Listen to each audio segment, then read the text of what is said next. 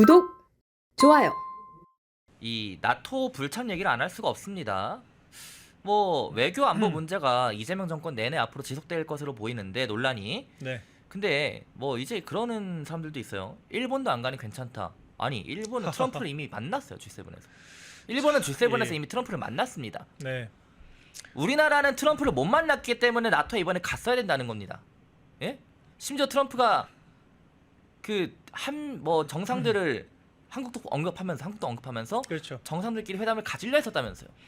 그러니까 이게 일본을 그렇게 혐오하던 민주당 사람들이 이제 와서는 일본처럼 하자라고 얘기하는 것도 그니까. 굉장히 자가당착적인 그쵸? 논리를 펼치고 있는 거고요. 예. 그리고 말씀하셨듯이 일본과 우리나라가 상황 자체가 다르죠. 그러니까 일본 같은 경우에는 같은 총리가 지금 연속선 상에서 트럼프 행정부와의 관계를 맺고 있는 과정이고요. 그리고 일본과 호주 같은 국가들은 뭐 오커스라든지 쿼드라든지 다른 형태의 이런 군사 협약과 기구들에 이미 가입이 되어 있습니다. 그러니까 미국과 다방면으로 협력을 하고 있기 때문에 아무도 그 국가들이 그 나토 참석 안 한다라 그래서 그 국가들과 미국과의 관계를 의심하지 않아요. 근데 우리나라는 사실상 캠프 데이비드로 대표되는 한미일 이 관계를 제외하고는 아무런 군사 관련된 이런 연결고리가 없습니다. 그러니까 미국을 붙잡지 않으면 이 한미 동맹 이 한 가지를 붙잡는 것 외에는 우리가 이 자유진영에서 이 안보상으로 연결고리가 전혀 없는 상황인데 이런 상황에서 나토를 안 간다라고 하는 게 말이 되나요? 심지어는 민주당 패널들은 지금 나토 회의 자체를 폄훼를 합니다. 우리가 왜 유엔 진지를 지키기 위한 이런 그 소위 사조직 같은 곳에 가야 되냐? 심지어 제가 어제 한 패널은 쓸모가 없다라고까지 얘기를 하더라고요. 쓸모가 없다고요? 나토가 쓸 데가 없다. 그래서 제가 좀 당혹스러운 상황이 있었는데 나토군이 6.25 전쟁 때 그 피땀 흘려가면서 우리나라에 정말 그 얼마나 많은 도움을 줬습니까? 그 피가 서린 이 자유 우리가 진영을 갖추게 된 것이 이 6.25 전쟁을 비롯한 이 자유 진영의 역사인데 자유가 공짜가 아니라는 건데 그런 과거들을 모두 다 잊고 나토가 쓸 데가 없다라고 이야기하는 것이 이게 물론 그분 개인의 의견이시겠죠. 근데 네. 이런 인식이 조금이라도 이 나토 불참에 반영이 돼 있다면 이게 얼마나 부적절한 처사이겠습니까? 그러니까 이게 국제사회의 일원으로서 역할을 하지 않겠다라는 거예요. 그리고 말씀하신 것처럼 일본은 이미 G7에서 관세 관련돼서 유의미한 성과를 냈습니다. 맞아요. 근데 우리는 트럼프 대통령과 지금 상견례도 못한 상황이에요. 네. 관세 협약이 7월 8일까지거든요. 그러니까 관세 유예 조치가 2주 남았습니다. 2주 2주 남았는데 안에 어떻게든 자리를 마련하려고 발악을 해도 모자랄 판거 아닙니까? 산자부의 본부장이 지금 미국에 가서 협의를 하고 있대요. 근데 지금 장난하는 것도 아니고 이 국가 대 국가 간에 하는 관세 협약을 본부장 단위에서 할 수 있겠습니까? 지금 안보실장이 가는 것도 대단한 결례예요. 그러니까 다른 국가들은 정상이 오는데 우리나라 안보실장이 가서 다른 나라 정상들과 임명직 안보실장이 협상할 수 있습니까? 못하죠. 트럼프 대통령이 상대는 하겠습니까? 쳐다도 안 볼걸요 얼굴? 그러니까 사실 우리나라 대통령실에서 나토 안 가겠다라고 하자마자 트럼프 대통령이 보란 듯이 우리 나토에서 회의하기로 했다. 호주, 일본, 한국 다 만나기로 했다. 고대하고 있다라고 공표를 하고 있잖아요. 이런 낌새를 모르는 상태에서 선제적으로 불참 통보를 했다면 이건 외교적으로 대단히 부적절한 그러니까 아마추어적인 행정을 한 것이고 알면서도 불참을 하겠다고 했다라고 하면 네. 대체 어쩌겠다라고 하는 건지 알 수가 없죠. 이건 진짜 미국과의 관계를 완전히 망치겠다라고 하는 선언과 다르지가 않죠. 그러니까 일본, 호주랑 빗대는 거는 적절하지도 않고 자신들이 했던 약속을 좀 지키시기 바랍니다. 민주당 야당일 때 뭐라 그랬습니까? 그 권한대행 체제를 향해서 야 차기 정부가 어차피 협상할 건데 건들지도 마라. 졸속 협상하지 말라고 엄청 엄포를 놓지 않았어요. 맞아요.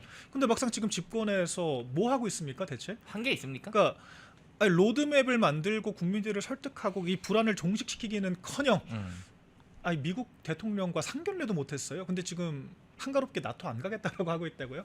그러니까 제 생각에는 좀 말이 길어서 죄송합니다. 아니 근데 괜찮아요. 예. 제가 대통령실 경험상 이런 경우는 이거예요. G7 때 사실 이재명 대통령이 굉장히 곤혹스러웠을 거예요. 왜냐면은 이게 집권한 지 며칠 안 돼서 간 거잖아요. 부랴부랴. 그러니까 여러 정상들이 있습니다. 언어가 다르고 정서가 다르고 그 해당 대통령들의 면면을 다 인식을 못한 상태로 갔을 확률이 커요. 당연하게도. 통역도 뭐 새로 못 구했다면서요? 통역도 안 됐죠. 그래서 윤석열 전 대통령 당시 통역을 데려다 썼습니다. 그러니까 전혀 이 G7 회담 정상회담의 어레인지가 안 된 상태였죠. 그리고 각 정상들의 그런 다른 정상들 간에 또 여러 가지 회담들이 있을 거 아닙니까? 그래서 미리 외교안보 라인이 어레인지를 해야 돼요. 근데 종합적으로는 외교 참사였죠. 그러니까 이재명 대통령의 잘못도 있겠지만 결과적으로 전혀 어레인지가 안 됐기 때문에 그렇죠. 정상회담도 줄줄이 불발되고 언어도 안 통하고, 그러니까 마크롱 대통령한테 그 일종의 제스처로 저는 좀 안타까웠거든요. 영어가 안 돼서, 언어가 안 통해서 무슨 얘기를 하는지를 모르니까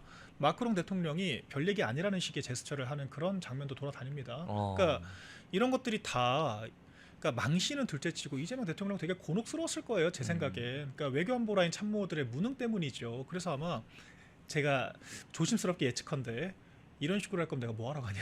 그러니까 대통령 개인의 약간 이런 좀 불평. 그러니까 G7 때 내가 너네들 가라 그래서 일단 가봤더니 아무 준비도 안 돼 있고 나 망신만 당했고 힘들었다. 김혜경 한복 기사밖에 없었단 말이에요, G7이. 그러니까 민주당이 야당이었으면 외교 참사라고 지금 밖에서 데모할 판이에요. 지금 광장 나갔겠죠. 그렇죠. 그러니까 천막 당사 설치했을 거예요. 네. 근데 우리가 국힘이 웰빙이라서 또 이제 좀 자해를 하자면, 그러니까 얘기를 못해서 그렇지 대단히 문제가 많았고 저희가 문제 제기하는 거랑 별개로 아마 대통령실은 난리가 났을 겁니다. 어떻게 이런 식으로 준비를 하냐. 그래서 아마 이번 나토도 전혀 준비가 안 됐고 초청도 못 받았어요. 그러니까 윤 대통령은 초청을 3번 다 받아서 3년 내내 간 거였고, 초청도 못 받은 나토 회의에 우리가 또 이게 부랴부랴 준비도 안 된 상태로 가서 또 G7처럼 곤혹스러운 상황을 겪을까 봐 나 이럴 거면 안 간다라고 참모들에게 얘기했을 가능성이 크다. 뭐 저는 그런 식의 해석도 가능할 것 같고요. 종합적으로는 국익을 우선시한 판단은 아닌 거는 확실하죠. 그래서 바로 다음날 트럼프 대통령의 워딩이 나오고 나서 무슨 뭐 안보실장이라도 대신 보내겠다라고 했다가 오늘 또 말을 바꿨어요. 뭐라 바꿨나요? 대참하는 것도 확정되지 않았다. 아니 뭐 어쩌라는 겁니까 그러면은? 예, 진짜. 뭐 이제 그냥 미국과 단교할 거예요, 단교? 지금 계속 그 얘기하고 있는 거예요. 우리가 인수위가 없다. 그러니까 우리가 급하게 출발해서 그렇다. 자꾸 어쩌라고요? 자신들의 미숙함을 인수위가 없던 탓으로 돌리는데 네. 아니 자신들이 그럴 거였으면 애초에 왜 우리 정부 권한대행 체제를 향해서 무슨 뭐 협상을 하니마니 어깃장을 놨습니까? 그럼 그때 자기들 인수위 없는 것들을 좀 인수인계할 수 있게 잘 도와줬어야죠. 최상목은 왜 탄핵을 시켰습니까? 그니까요. 최상목이 2+2 회담을 주도하던 헤드쿼터였는데 자기네들이 그 최상목 잘라버린 거 아니에요, 막말로? 그러니까 자기네들 말에 책임을 지금 져야 될 때가 온 건데 인수위 타령을 하고 있으니까 저 입장에서는 황당하죠. 아니 인수위 좋아요. 인수위가 없어서 그렇다. 인수위가 없어서 그럴 거면은 G7을 왜 갔습니까? 제 말이 그 말입니다. 급조해서라도 가서 뭐 하나 뭐 캐나다 쇼핑하다 왔어요? 여행하다 왔어요? 캐나다 물 좋죠. 저도 알아요. 저 캐나다 1년 동안 살아봤으니까 캐나다 자연 좋고 물 좋고 공기 좋고 해서 얼마나 좋은 곳입니까? 근데 왜 갔냐고요. 그러니까 그리고 저희끼리는 그래서 그렇죠. 아니 김혜경 한복 기사밖에 없는데 이거 관광 간 거냐? 예. 핑계는 참 많습니다. 뭐 이란 전쟁 때문에 뭐 트럼프 대통령이 황급하게 돌아갔다. 일본은 그럼 어떻게 해서 회담이 성사가 됐죠? 어쨌거나 회담을 성사시키는 게 참모들의 능력이고 그 국가적인 그런 그 실력인 거예요. 근데 그런 게 전혀 안 됐던 것이고. 그러니까 지금도 만날 의지가 없다라는 거 아니겠습니까? 정말 얼마나 많은 지금 기업인들이 걱정을 하고 있겠어요. 당장 관세 25% 시작되면 수출 기업들은 죽으라는 거거든요. 특히 조선업은 네. 심각한 타격을 입는 겁니다. 굉장히 치명적이죠. 그러니까 지금 저희가 민주당이 발 뺄 수가 없는 것이 한덕수 권한대행 체제에서 분명 그 백악관에서 이렇게 얘기를 했습니다. 일본과 한국은 우선순위에 두고 협상해라. 그러니까 우리가 일본과 동격으로 대우가 됐었습니다. 근데 지금 일본 총리와만 회담을 했죠. 만약에 이런 상황에서 우리나라가 일본보다 불리한 조건으로 협상이 마무리된다. 이건 100% 이재명 정권과 민주당의 책임입니다. 맞아요. 그리고 7월 며칠이라 했죠? 관세가 2주 남았다 했나요? 8일입니다. 7월 8일. 2주 동안에 빌어서라도 트럼프 만나야 됩니다. 트럼프 그렇죠. 대통령 만나야 돼요. 이건 진짜 뭐 농담으로 하는 게 아니고요. 진짜 이 관세 심각한 겁니다. 만약 여기서 일본과 동등한 대우를 받다가 밀리게 된다면은 네. 이거는 우리나라 외교 안보, 이재명 정권의 외교 안보 향후 5년 동안 볼 필요도 없어요. 그렇죠. 외교 참사, 경제 참사인 네. 거죠. 그러니까 나토가 지금 뭐 휴전이 공언됐다라고는 하지만 유가가 폭등하는 상황이 있었고요. 단 며칠이라도. 네. 이게 외교와 이 외교 안보와 경제는 불가분의 관계거든요. 어떻게 이거를 이렇게 쉽게 가지 않겠다라고 공표를 할 수 있는 건가? 대단히 충격적인 장면이었고 앞으로의 어떤 그 외교 방향성이 좀 우리가 볼 수 있는 엿볼 수 있는 그런 장면이었죠. 저 또 하나 충격받은 게 추미애 의원은 제정신이 아닌 것 같습니다. 맞아. 예. 아니 2번이나 연속으로 미국이 루비콘강을 건넜다라고 하면서 맹 비난을 했죠. 예. 국제법을 위반했다 트럼프가. 근데 그 추미애 의원 러시아가 우크라이나 침공했을 때는 뭘 했는지 기억하시나요? 뭐라 했죠? 그때 우크라이나 대통령 개그맨 출신의 무능한 대통령이 나라를 망치고 있다. 이렇게 맹비난을 했습니다. 그러니까 러시아가 영토 전쟁 때문에 선제적 침공을 한 것은 러시아 편을 들면서 우크라이나를 비난을 하고, 근데 미국이 이란을 공습을 한 것은 명분이 있거든요. 핵 협상을 거부하고 있지 않습니까? 그렇죠. 그리고 지금 이스라엘에 공격당했다고 핵탄두 9발 며칠이면 만든다라고 협박을 했습니다. 그래서 미국이 민간인을 공습한 게 아니에요. 핵 시설들을 공습을 한 겁니다. 러시아의 우크라이나 침공보다 훨씬 명분이 있는 전쟁이었어요. 네. 그런데 이런 것들은 뭐 국제법 위반이니 뭐 루비콘강을 건너는 이런 맹비난을 하나요? 그러니까 이게 민주당의 팀 컬러가 너무 확실하게 북중러와의 관계를 도외시한 거를 아니, 탄핵의 사유로 삼는 딱 그 민주당의 팀 컬러가 드러나는 거죠. 우리나라 이제 레드팀 되는 거예요? 이미 그렇게 됐죠. 지금 사실 보니까. 아니, 그 우리가 나토 자체를 그 트럼프 입장 나오기도 전에 불참 통보를 먼저 한 걸 보고 다른 나라들이 어떤 신호를 보겠습니까? 아, 이제 한국은 중국 러시아 쪽이랑 좀 밀착하려고 하나 보다. 다 그런 생각을 하지 않겠어요? 그러니까 트럼프 대통령과 전통 우방과 상견례도 안 한 상태에서 거부를 하는데, 그러니까 그래서 미국에서도 우려를 그렇게 하는 거 아닙니까? 다른 이 공산 국가들에게 잘못된 신호를 줄 수가 있다. 이런 식으로 좀 세련되게 우려를 표출을 하는 거예요. 미국 조회 전문가들이. 그러니까 이런 말들을 귀 기울여 들어야 되고요. 외교 안보 라인은 정말 발빠른 보수가 필요할 것 같습니다. 발빠른 그게 될지 참 우려스러운 그런 상황인데, 펜앤마이크와 광동의 구독, 좋아요. 여러분들 7월달에 인사청문회 쫙 깔려 있어요. 네, 맞아요. 예, 쫙 진행될 겁니다.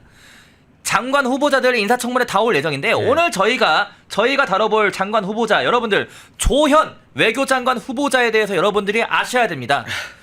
7번째 자막 준비해 주시고요. 이 조현 외교부 장관 후보자가 어떤 발언했냐?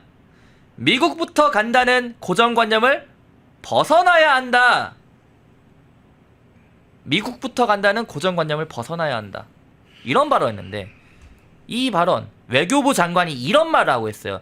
안 그래도 지금 이재명 G7 뭐 나토 불참 등등 외교 시작하자마자 난리다, 큰일이다, 맞아요. 한미 관계 걱정하는 분들 굉장히 많은데, 맞아요. 외교부 장관 후보자가 이런 말을 하고 있습니다.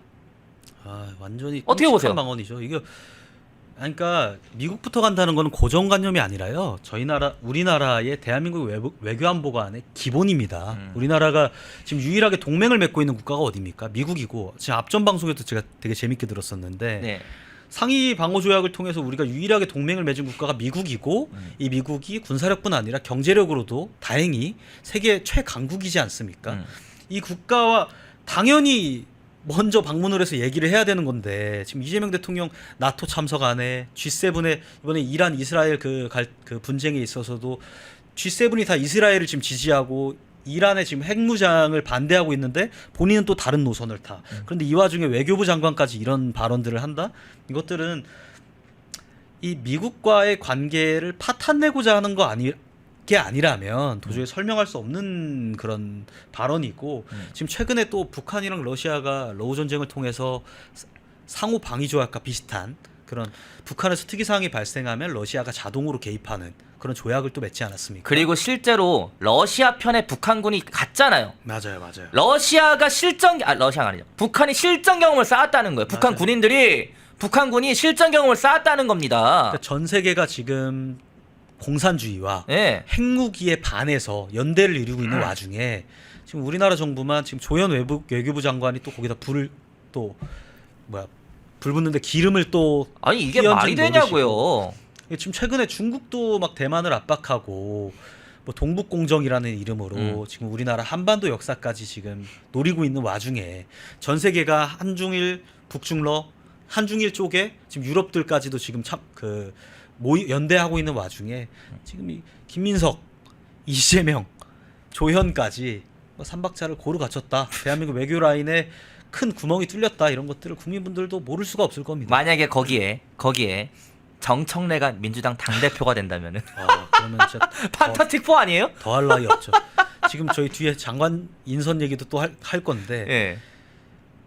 오죽하면 지금 정청래 뿐 아니라 김민석 후보자가 연막이라는 얘기도 나오고 있을 지경이에요. 그러니까 김민석 후보자의 어떤 잡음 뒤에서 정청래, 그리고 장관들 인선까지 지금 이재명 후보가 쭈루룩 하려고 김민석을 일부러 앞에 내세운 거 아니냐. 그런 인물들을 거기다 연막 작전이다. 예, 그런 얘기들도 지금 나오고 있는 시점입니다. 아, 참. 그리고 자, 이번에 여러분들 이번에 다뤄볼 사람은 이 국방부 장관. 우리나라는 지금 전쟁이 끝난 종전 국가가 아닙니다. 휴전 국가입니다. 우리나라 위에는 한반도를 무단으로 점거하고 있는 불법 집단인 북한이 있어요. 뭐 심심할 때마다 막 미사일 막 쏘면서 도발하지 않습니까? 근데 국방부 장관 후보자인 안규백이 과거에 한미일 훈련 일정과 위치까지 공개를 했었어요. 맞아요. 그리고 이 사람 방해 출신입니다. 네. 방해 출신을 무시하는 게 아니에요. 그러나 국방부 장관이라면은 실전 경험 없는 사람을 어떻게 국방부 장관에 앉힐 수가 있겠습니까? 그렇죠.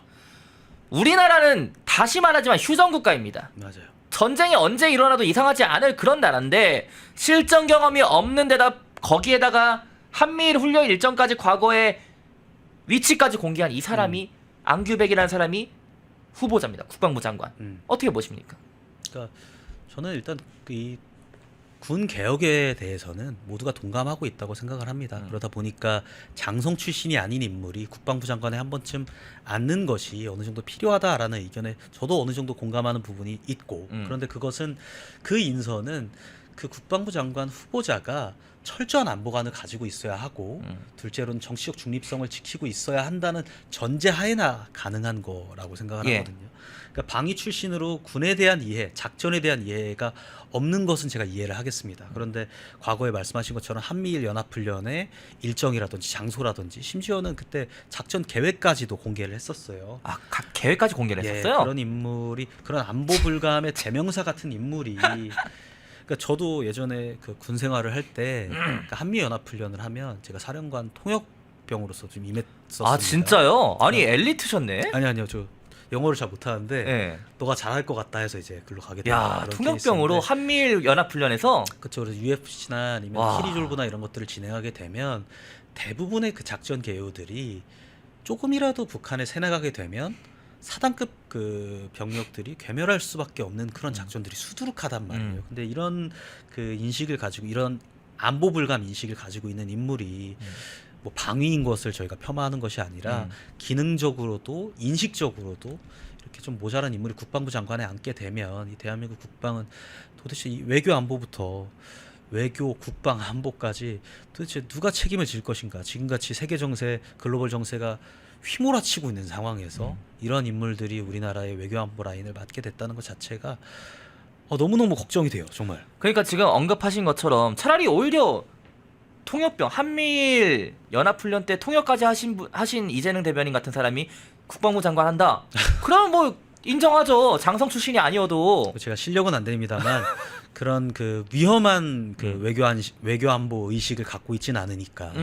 그리고 심지어 이 안규백이라는 사람만 이런 게 아니라 네. 외교장관인 후보자인 이 조현 외교장관 후보자 그리고 안규백 국방부 장관 후보자 또 총리에는 김민석은 과거 미 문화원 심지어 김민석 뭐라 맞아요. 말했습니까? 미 문화원 사건은 그 광주 문제를 세계에 효율적으로 알렸다. 그러니까요. 이런 발언을 하지 않았습니까? 심지어 그 국정원장인 이종석까지 얹어야죠. 이종석 국정원장 같은 경우에는 아마 책을 한 북한에 대한 이해, 뭐 현대 북한에 대한 이해 이런 것들을 한 20권 이상 집필하신 걸로 알고 있어요. 이런 인물들을 외교안보 라인에 최전방에 박아놓고 우리가 어떻게 안보를 논할 수 있을 것인가. 과거에 미국 그 바이든 정부에서 한국의 문재인 정부를 두고 이런 얘기를 하지 않았습니까? 한국은 믿을 수 없는 국가고 문재인은 믿을 수 없는 지도자다.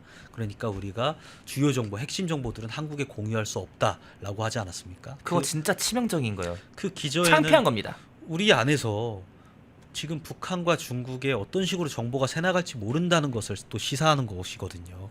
그런 부분이 벌써 지금 이재명 정부 들어선 지 한 달도 안 됐어요. 이제 3주 됐는데 인선이 만사라고 뭐 그 전에 윤석열 정부가 인선을 저도 아쉬운 부분이 분명히 있지만은 이재명 정부는 다른 측면에서 이런 정말 위험한 인물들을 국방 안보 라인에 외교 안보 라인에 임명시켰다는 점에서 걱정이 안 될 수가 없는 노릇입니다. 그러니까 외교 안보를 우습게 보시면 절대 안 되는 게 아침까지님이 안보가 제일 걱정이다. 피스님은 안보 무너지면 정치고 뭐고 필요 있나 끝인데 경제를 살리기 전에 안보가 우선이다. 이게 맞는 게요.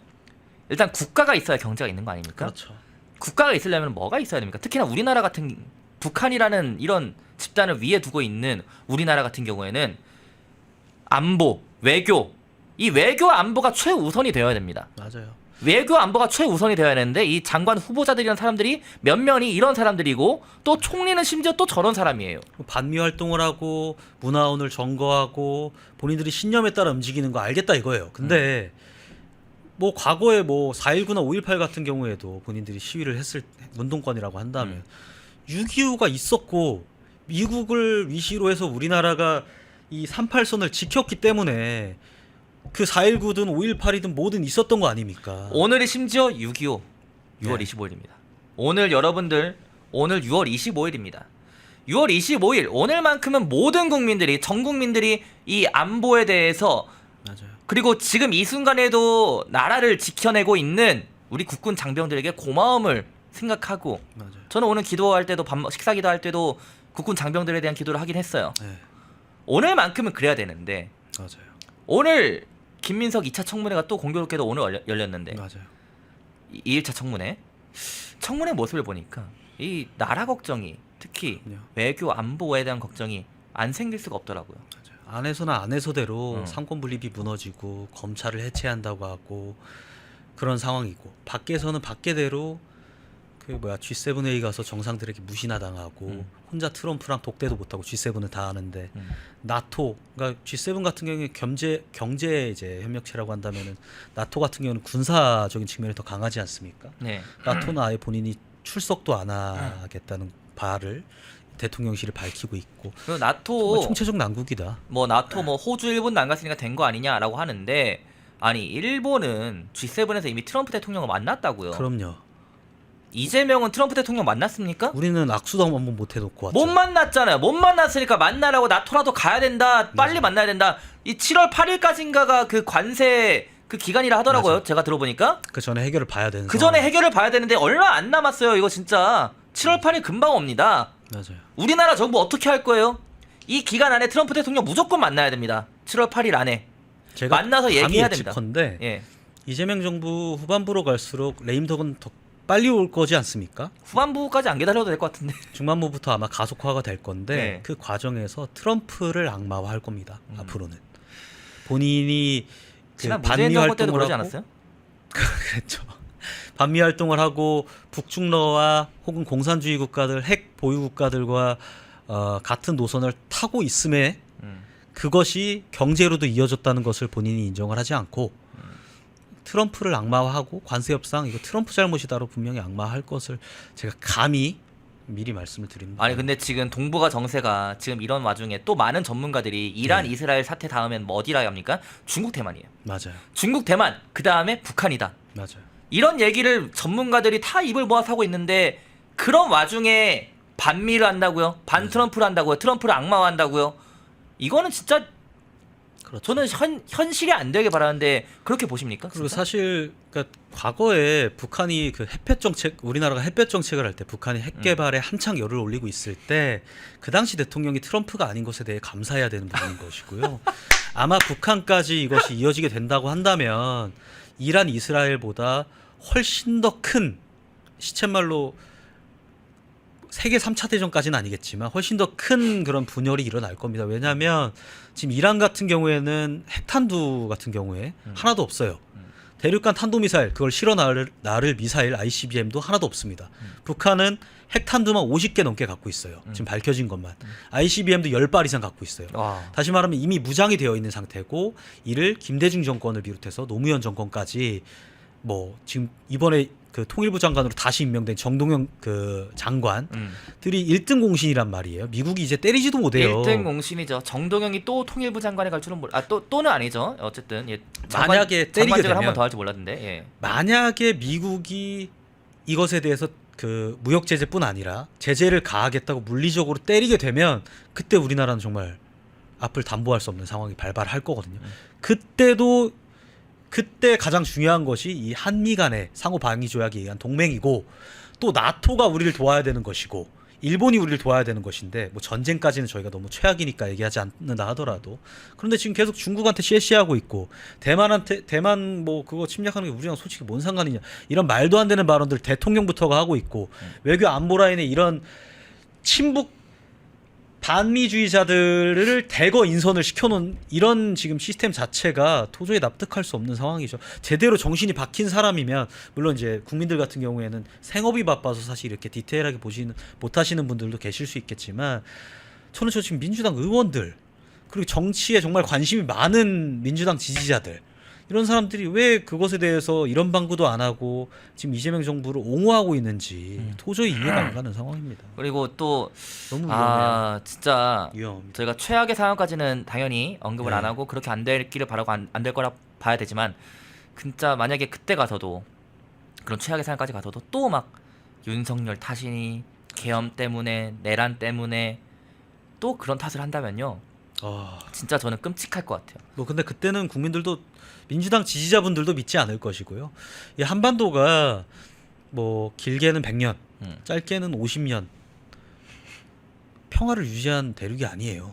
그 역사적으로 그렇습니다. 우리나라는 100년 평화를 누린 적이 없죠. 없습니다. 뭐 조선 때 조선 때도 조선 100년 말기에 100년 있어요, 말기에. 100년 평화를 못 누렸어요. 왜냐면은 그 조선 후기에도 전쟁을 겪었고 중기에는 뭐 전쟁의 시대였고 그러니까요. 그 대상이 어디입니까 또? 중국이었어요. 네, 중국이었어요. 지금으로 따지면. 아니 우리나라 역사상 가장 치욕적으로 굴욕당한 게 인조 때 청나라한테 당한 겁니다. 근데 더 올라가잖아요. 네, 고려 때 원나라도 있어요. 그렇죠. 다 중국입니다. 다 중국이죠 지금에. 그러니까 그런데도 중국은 또 심지어 뭐 아닌 척이라도 하면 모르겠는데 지금 뭐 동북공정이니 뭐니 벌써부터 지금 그런 그리고 것들을 하고 있잖아요. 넷플릭스의 그 K-팝 데몬 헌터스라고 아세요? 그건 뭐죠? 그 엄청 지금 인기 많은 우리나라의 그 K-팝을 배경으로 해가지고 K-팝을 하면서 그 외계 그 뭐지 악귀들을 퇴치하는. 근데 되게 재밌고 지금 글로벌 1위거든요. 아 그래요? 글로벌 인기가 1위예요. 많나 보다. 네. 근데 이것마저도 중국인들이 뭐라 하고 있는 줄 알아요? 한국이 또 중국 걸 뺏겼다, 훔쳤다. 이런 도둑질을 뗐다 뭐 이런 식으로 말도 안 되는 소리를 해가지고 제가 오늘 기사를 하나 썼는데 네. 지금 중국이 그러고 있어요. 다 아무거나 지들 거래요. 우리나라가 지들 거래요. 그러니까 중국이랑도 네, 얘네는 어느 우리를 완전 속국으로 아는 거예요. 실용 외교를 하긴 해야 돼요. 그러니까 중국을 사실 적국으로 치부하거나 러시아를 적국으로 치부해서는 안 되는 것인데 그거 치고도 지금 너무하잖아요. 너무하죠. 네. 뭐 맨날 다 지들 거래. 아군은 배제하고 뭐 미국이 뭐 호구입니까? 음. 뭐 경제는 미국, 중국, 안보는 미국.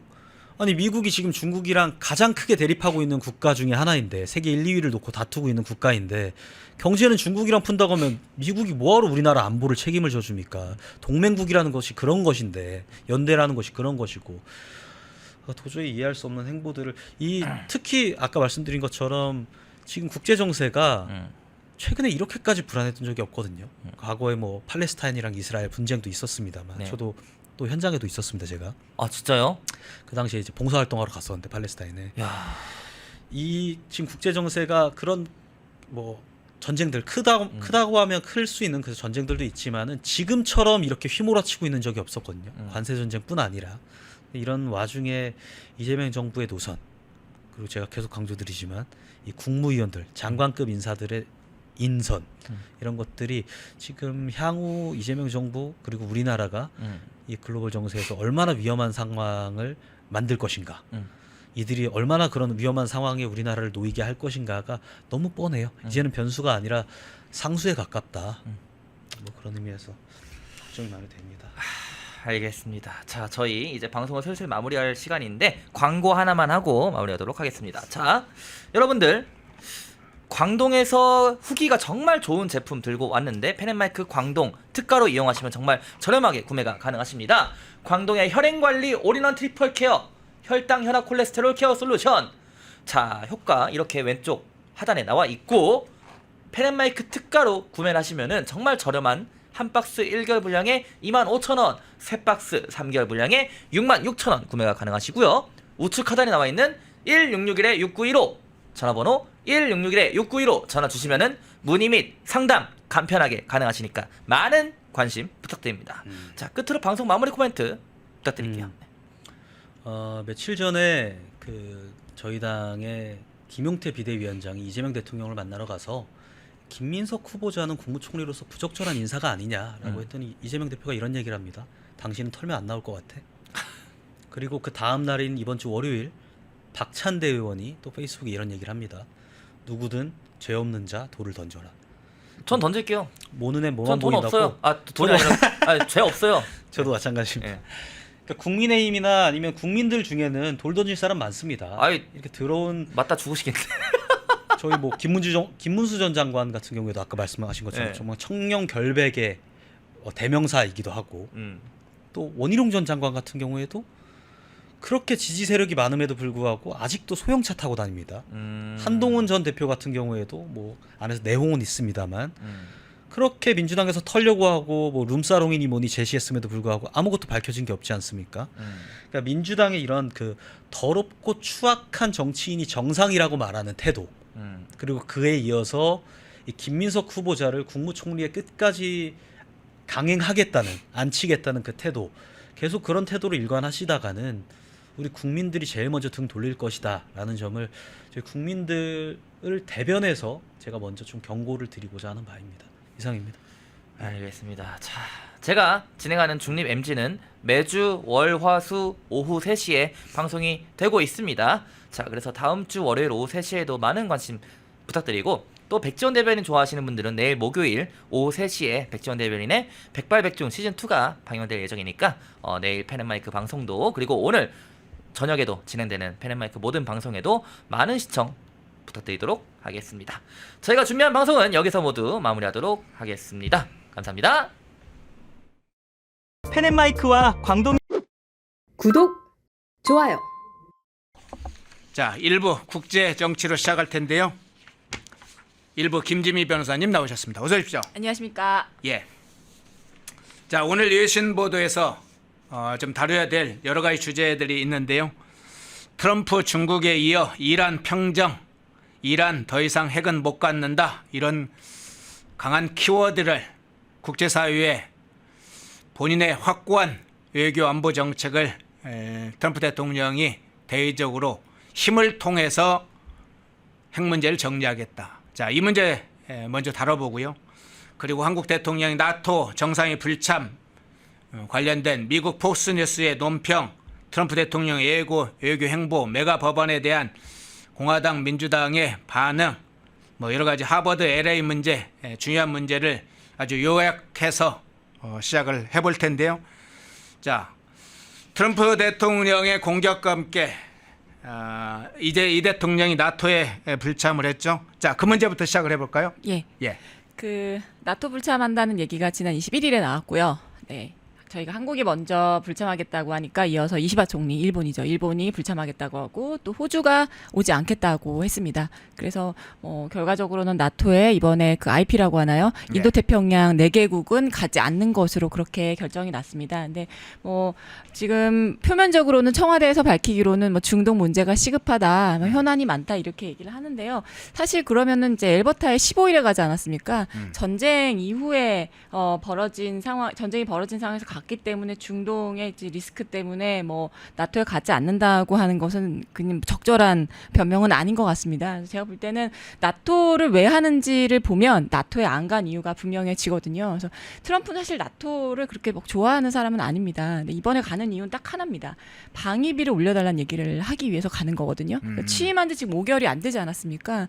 근데 5개월이 안 되는데 그동안 바이든 정부에서 못하는 걸 지금 엄청나게 순식간에 빠른 속도로 전개를 하고 있고 관세 문제도 그렇고 조금 전에 말씀하신 중동 핵 문제도 그렇습니다. 그래서 이번에 나토에 가서 방위비 문제를 반드시 마무리 짓겠다라는 생각이 있는 거고요.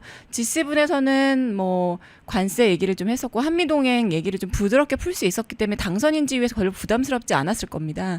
그런데 나토에 가면 반드시 방위비 얘기를 한다는 걸 예측할 수 있거든요. 아마 방위비를 올려달라고 하는 것에 수용하기도 눈치가 보일 것이고요. 거부한다고 해도 마땅한 변명거리가 없을 겁니다. 그러니까 얘기가 대답할 게 준비가 안 되어 있고 또 방위비를 올려주는 것에 대해서 허락을 한다고 하더라도 우리가 챙길 걸 챙겨와야 되거든요.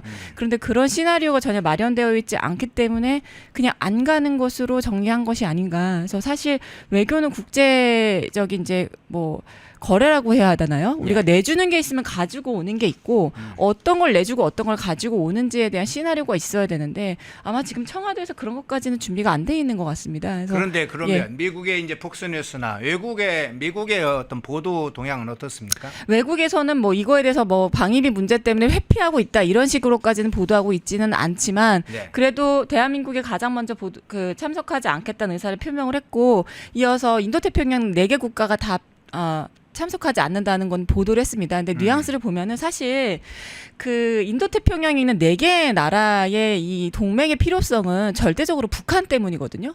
근데 한국이 안 간다고 하면은 일본이나 호주도 갈 이유가 없는 거예요. 그러니까 한국이 안 간다는 얘기가 나오자마자 바로 그럼 우리도 갈 필요가 없네 이렇게 된 거거든요. 그래서 아마 외신 보도는 이시바 총리나 또 호주 총리가 안 가겠다고 이야기하는 것보다 가장 먼저 로이터 통신이 이재명 그 사진을 올리면서 안 가는 것으로 청와대가 그렇게 정리를 했다. 그래서 결국에는 한미일의 이제 깊은 뭐 대담이나 이런 게 불가능하게 됐다라는 거지만 결국에는 방위비를 올릴 수는 없을 거다 이런 식의 보도를 한 것을 봤습니다. 네. 예. 자, 우선 그 문제 간단하게 좀 다뤄보고요. 그런데 이 나토 회원국 간의 이 정상회의 앞두고 국방비 지출 문제와 관련해서도 합의에 이르렀다 이런 이야기도 좀 나왔고요. 예. 자, 미 국무장관도 이 부분에 관해서 입장을 밝힌 게 있는데 그 부분은 어떤 내용인가요? 이제 방위비라는 게 사실 그렇습니다. 나토 기준으로는 2%를 상회하도록 되어 있습니다. 우리나라는 2.2% 정도, 미국은 3.5%이기 때문에 뭐 안정적인 수준입니다만 아이러니하게 나토 가입국들 39개 나토 가입국들 대부분이 2% 미만입니다. 독일 1.3%, 이탈리아 1.6% 수준으로 트럼프가 보기에는 굉장히 군사 강대국임에도 불구하고 방위비가 여기서 이제 몇 %라는 건 GDP 대비거든요. GDP 대비 너무 낮고 그걸 지금 채당을 미국이 하고 있지 않습니까? 네. 근데 미국이 사실은 트럼프가 대통령 돼서 열어보니까 너무 많은 나라에 대해서 무역 적자를 보고 있다는 겁니다. 그래서 무역 적자를 갑자기 개선하기는 어렵겠죠. 민간적인 문제도 있고 민간 외교를 풀어야 되는 문제가 있기 때문에요. 근데 방위비는 다르거든요. 어째서 독일이 1.3%밖에 쓰지 않는 것이냐, 2%로 끌어올려 달라라고 지속적으로 요청을 했지만 받아들여지지 않았습니다. 바이든 때는 아예 얘기도 안 꺼냈습니다. 그래서 후비오 장관이 이번에 5월에 아예 못을 박았죠. 이번에 6월에 있을 나토에서는 반드시 최소 4% 원한다면 5%까지 GDP 대비 써라. 그렇게 얘기를 했고 아마 이번에 그 얘기를 하러 가는 겁니다. 전적으로. 그래서 그렇게 이제 나름대로는 방위비를 좀 올려주겠다라고 중론이 형성되어 있는 걸로 알고 있고요. 예. 대한민국은 이제 거기에 대해서 뭐 아까 말씀드렸지만 제대로 된 답변할 준비가 안 돼 있기 때문에 그냥 불참한다고 그냥 회피를 한 것이죠. 주요 국가들이 이제 이재명 대통령의 나토 불참에 관한 여러 가지 이제 부분적인 이제 보도가 좀 있는데. 유가 문제와 관련해서도 주요한 좀 보도 내용이 있습니까? 예, 유가 문제 같은 경우는 뭐 표면적으로 아까 말씀드렸지만 중동 위협 때문에 유가가 막 등락이 좀 심하지 않습니까? 네. 그런 것 때문에 안 간다고 얘기를 하는데 사실 중동은 화약고고 거기 문제는 대한민국이 뭐 해결할 수 있는 부분은 아닙니다. 그래서 아시지만 이제 우리나라 이제 언론에서는 잘 보도를 안 했는데요. 로이터 통신이죠. 작년 이제 2024년 5월입니다. 윤석열 전 대통령이 그때도 이제 이란하고 이스라엘하고 좋지 않았고 그때는 이란이 먼저 공격을 했던 상황이었죠. 그래서 지금 대한민국에 있는 정유 시스템이 너무 중동산, 그러니까 유황의 농도가 매우 높은 중동산을 걸러내는데 최적화되어 있기 때문에 다각화 자체가 어렵다. 근데 언제든지 중동 문제는 다시 재발할 수 있기 때문에 이거 다각화하는 거 시급하다 이런 얘기를 지속적으로 했었죠. 그래서 울산이나 충남 서산에서 정유 시스템을 개선할 때는 국가가 지원해주겠다 이런 얘기가 됐는데 이제 결국에는 그게 불발이 됐습니다. 정권이 교체가 되면서. 그래서 지금 뭐 정유 문제, 그 유가 문제에 대해서 언급하는 것은 누구나 알고 있는 문제잖아요. 예. 그래서 지금 이런 식으로 숨어서 마치 뭐 받기 위험하고 뭐 해결할 일이 많다고 집에 있다고 해서 문제가 해결되는 거는 아니거든요. 예. 빨리 정유 시스템이 중동산에 최적화되어 있는 저희가 지금 중동산에 의존하는 게 뭐 높게는 70% 평균적으로도 65%라고 하는데 40%로 낮추란 얘기가 윤석열 전 정부 때부터 계속 나왔었습니다. 그래서 체질 개선, 유황이 높은 정유를 걸러내는데 최적화된 시스템을 빨리 바꿔서요. 좀 블렌딩 전략이라고 하죠. 예, 물성이 좀 낮은 것으로 바꿔도 충분히 정유가 가능한 시스템으로 돌려야 되고 그러면 충분히 다각화가 가능합니다. G7에서도 우리가 호주 총리하고 그런 얘기했잖아요. 호주가 우리의 아주 에너지 안보에 있어서 에너지의 안정적인 공급을 해줄 수 있는 파트너다로 이야기는 했는데 사실 그거 의미 없습니다. 호주에서 들여와도 시스템상으로 정유를 못해요. 그래서 그냥 말만 할 게 아니라 빨리 체제 전환을 하고 25만 원을 풀 게 아니라 그 정유 시스템 바꿔주는데 지원을 해줘야 됩니다. 언제까지 중동이 이런 문제 때문에 뭐 대한민국이 휘둘리겠습니까? 그래서 그런 문제에 대해서는 뭐 청와대에서 말은 안 했습니다. 그냥 중동 문제 때문에 안 간다 이런 식으로 표면적으로만 얘기를 했고요. 직접적으로 그렇게 근본적인 해결책을 이야기한 것 같지는 않습니다. 예. 네.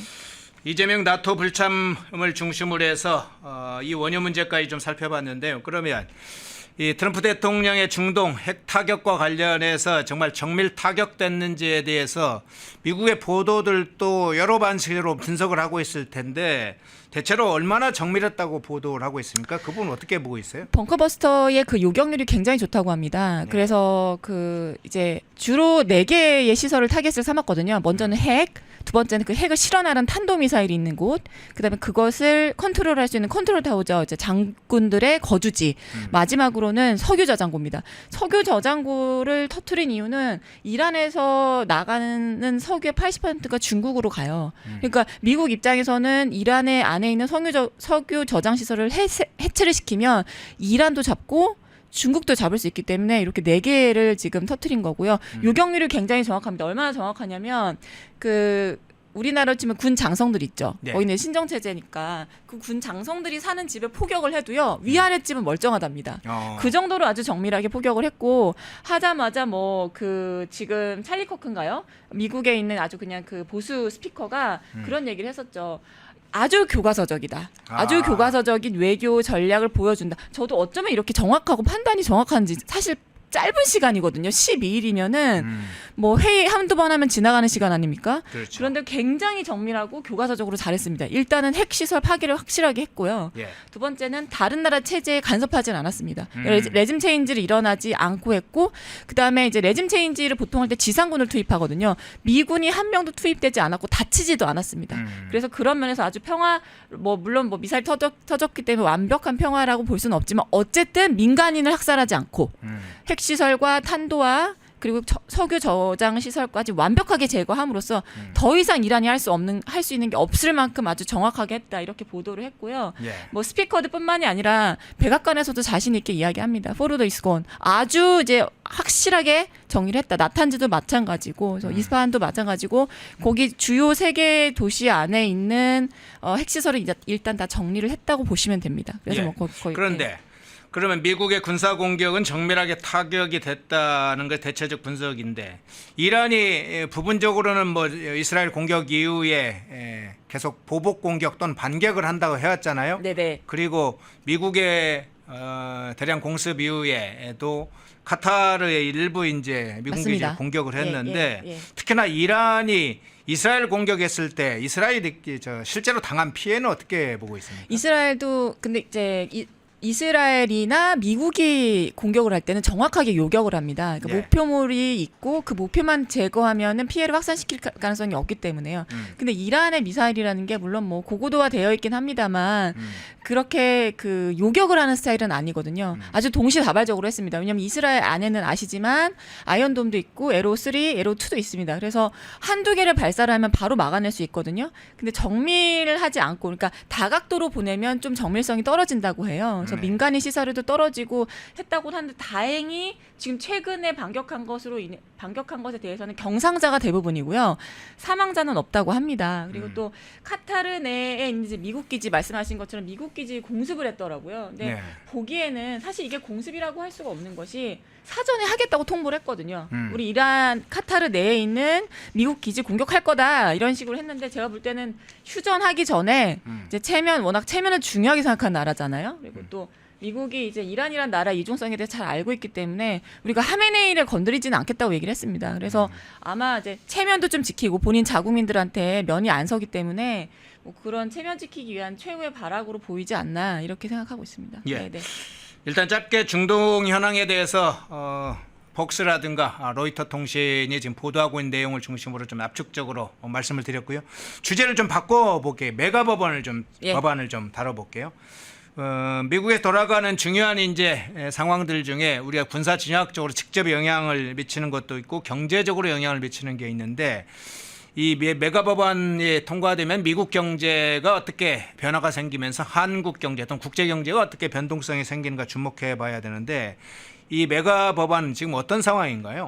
메가 법안은 이제 압축적으로 말씀드리면은 네. 대규모 감세 그리고 규제를 완화하고요. 그리고 그동안 이제 많이 외국으로 빠져나갔던 제조업을 유치하고 그리고 이스라엘과 지금 같이 협조로 만들고 있는 골든아이 연동을 완성하겠다는 것입니다. 그래서 그리고 또 하나는 이민이나 국경 보안 강화하는 거. LA 폭동원 같은 큰 대가를 치렀잖아요. 예. 다시는 불체자들이나 불법 이민자들 들어오지 못하도록 장벽을 강화하겠다. 이런 내용으로 볼 수 있습니다. 그래서 기존 세율이 최소 이제 2028년까지는 유지가 될 것 같고요. 그리고 네. 이제 항상 강조하는 거 랠리 때부터 이런 얘기했습니다. 노 텍스 온 팁스. 그래서 팁 수당 그다음에 시간 외 초과 근무에 대해서는 과세하지 않겠다. 그래서 좀 중산층들을 키우고 또 제조업의 공장을 들어오려면 일할 사람들이 필요하잖아요. 예. 근데 일을 많이 하는데 세금을 너무 많이 가져가면은 사실 노동의 유인이 없습니다. 그래서 제조업을 사실 들어오기 위한 일환으로 근로자들에 대한 그 소득이죠. 노동소득, 그 근로소득에 대해서 많이 감면을 해주고자 하는 그런 기조이고요. 또 한 가지 눈여겨 볼 것은 그동안 바이든 정부가 사실 뭐 그린 뉴딜이다, 그리고 메디케이드다 이렇게 해서 굉장히 많은 퍼주기식의 정책을 했었거든요. 그래서 국방비 예산을 1,500조 달러를 1,500억 달러를 올리는 대신에 이 메디케이드 그러니까 저소득층을 위한 공공의료 보험 프로그램 예산을 좀 깎고 그다음에 아시지만 미국은 푸드 시스템이 있습니다. 이 예산도 좀 줄이고 그다음에 바이든 정부 때 너무 많이 세워나간 이것 때문에 사실 뭐 중국에는 날개를 달아주고 미국은 폭망하는 거 아니냐 할 정도로 친환경 세제가 많이 있지 않았습니까? 이걸 대폭 축소를 합니다. 그래서 이 줄일 것은 좀 줄이고 예산을 확장시킬 것은 확장시켜서 철저하게 미국 본위주의, 아메리카 퍼스트주의로 가겠다 이런 것으로 보이고요. 그 군사 예산을 1,500억 달러로 증액하게 되면 아마 조속한 시일 내에 골든 아이언돔이 만들어질 것 같거든요. 예. 근데 이 골든 아이언돔이라고 말하는 이유는 이미 아이언돔이 이스라엘에 있지 않습니까? 근데 이게 참 좋은 것이 골든 아이언돔이 이제 아이언돔의 업그레이드 버전이잖아요. 그래서 뭐 예를 들면 북한에서 핵을 쏘아 올린다. 그러면 바로 그걸 감지하고 공중에서 터뜨려서 상대방 영내에서 터지게 하는 그런 엄청난 기술이거든요. 아시다시피 여기 스페이스X죠. 예, 일론 머스크가 이제 조력을 할 것으로 보이고요. 우리나라의 보안이 상당히 좋아질 겁니다. 결국 미군의 보안 수준은 대한민국 보안 수준과 같거든요. 평택 기지에도 이런 게 반영이 될 것이라고 생각되고요. 대한민국의 보안 수준이 강화된다, 혹은 통일이 빨리 앞당겨질 가능성이 있다. 저는 경제에서는 반드시 플러스 효과가 있을 거라고 생각합니다. 예. 네.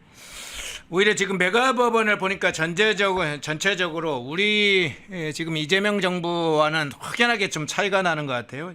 친환경 세제 축소 이런 것만 봐도 맞습니다. 지금 이번에 환경부 장관의 보니까 사실상 탈원전으로 가는 것 같기도 하고. 예, 불안합니다. 네, 예, 네. 김민석 후보의 경우에는 국가 채무율이 얼마인지, 정부 예산 규모가 얼마인지도 모르는 모르고, 상황인데 네, 네. 오히려 미국은 상당히 예산을 상당 부분에 축소하면서 긴축 재정도 동시에 하는 것 같아요. 맞습니다. 예. 의회 예산처에서 보고서를 굉장히 빠르게 올리고 있고요. 예. 이거에 대한 상원의 리뷰도 상당히 속도가 빠릅니다. 그래서 어느 부분이 잘못됐고 어느 부분 계산을 다시 해봐라 이런 식으로 대화가 충분히 이루어질 만큼 아주 예산이 꼼꼼하기 때문에, 그리고 또 제 생각엔 또 그래요. 트럼프라는 사람이 사업을 했던 사람이잖아요. 예. 사업이라는 게 기본적으로 수익을 만들어내는 작업이기 때문에 계산을 안 해봤을 리가 없습니다. 옆에 붙어있는 참모들만 하더라도 엄청난 그 경제학자들인데 당연히 국방비 예산이 증가되는 부분에 대해서 반발이 있을 것이고 또 스낵 같은 푸드 스탬프 예산을 줄이는 것에 대해서도 반발이 있을 거라고 생각했지만 아마 조속한 시일 내에 미국이 적자를 본다는 비판이 쏙 들어갈 거라고 생각됩니다. 의회 예산처에서는 뭐 적자를 본다 이런 식이면은 뭐 중도층의 반발이 있을 거라고 생각을 한다 이렇게 내고 있는데, 지금 의회 예산처에서 발표하는 발표가 정확하지 않다고 보는 학자들이 많거든요. 그래서 우리나라는 사실 뭐 그렇죠. 숫자로 이야기하는 게 사실 경제인데 뭐 총리가 되겠다고 하는 후보자가 말씀하신 것처럼 국가 부채율이 얼마인지도 모르고 어느 대통령 때 얼만큼 상승했는지도 모릅니다. 그래서 뭐 그냥 갚아주겠다는 이야기만 하고 무턱대고 어쩌려고 하는지 모르겠습니다. 네. 예. 그런데 이 메가 법안 중에 이 바이든의 그린 뉴딜 정책이 있었잖아요. 그 인센티브. 예.